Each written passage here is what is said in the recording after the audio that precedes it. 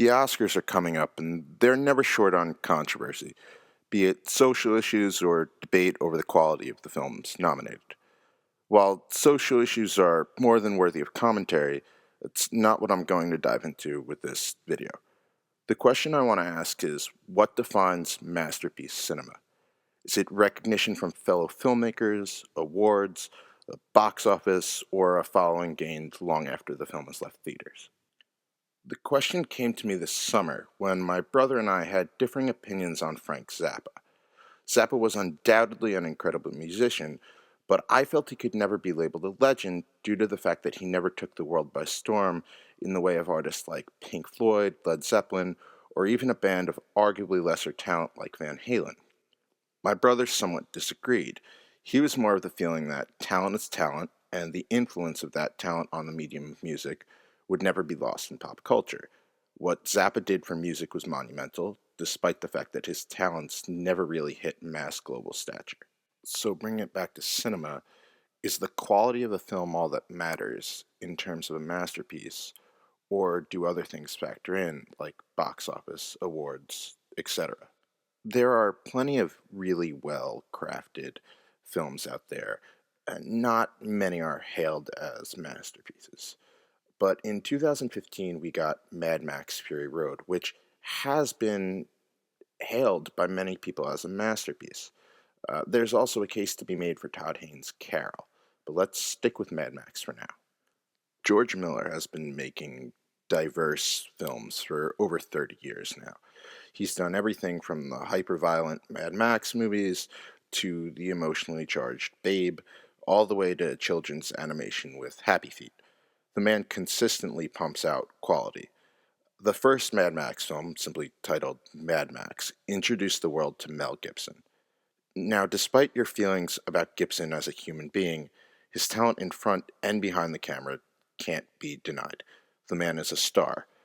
I'm sure you're wondering what the hell this has to do with Miller. Well, here we go. Mel Gibson is George Miller's Whole Lotta Love.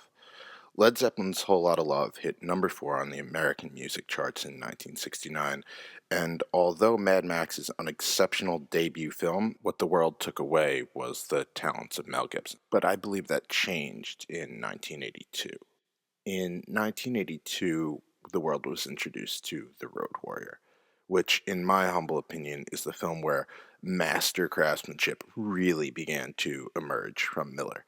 With more money and more time, we began to see him expand on all the wild and progressive stuff he was doing in the first Mad Max film.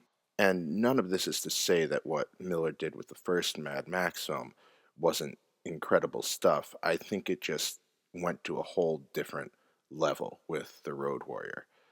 But the question still remains, does masterful filmmaking equal a masterful film? Well, flash to May 15th, 2015. Warner Brothers released Mad Max Fury Road, a post-apocalyptic film riddled with rich color, unique visuals, wide shots, practical stunts. There was zero exposition in the movie, a surprising amount of heart, and it happened to have one of the strongest female leads I've seen on camera in a long, long time. And I feel like it's worth mentioning that to this point, 90%, if not more, of post apocalyptic content being released was cold and dark, really desaturated color, just bleak. And Fury Road is filled with these vivid blues, reds, oranges. It's got a rich palette of color. It's like a painting on wheels. So, is Fury Road a masterpiece? And does its box office numbers and the outcome of the awards this February play into the answer to that question? I don't think we'll ever know. I think a masterpiece can only become a masterpiece long after its initial audience is gone. I think the determining factor, as my brother implied when we were talking about Frank Zappa, is the way a film or an album or an artist is received by future generations of artists, artists who have yet to become artists. I believe that years from now, a little boy or a little girl will throw on Mad Max Fury Road, and the way that film is crafted will begin to define their artistic identity.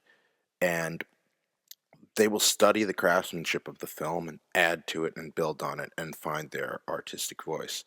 Because what George Miller created during his 190 days in the desert is something to witness. And I think the artists who are yet to be artists will eventually determine whether or not it's a masterpiece. My inclination is to say that it's going to have a huge impact on the world of cinema to come. And if that's the case, what more can you ask for? But by that same token, I guess there's one thing I was wrong about. If this is the way we evaluate masterful artistic craftsmanship, numerous artists from all different fields, including music, including Zappa, would be at the top of the list. So at the end of the day, the awards, trophies, box office, it really doesn't mean anything.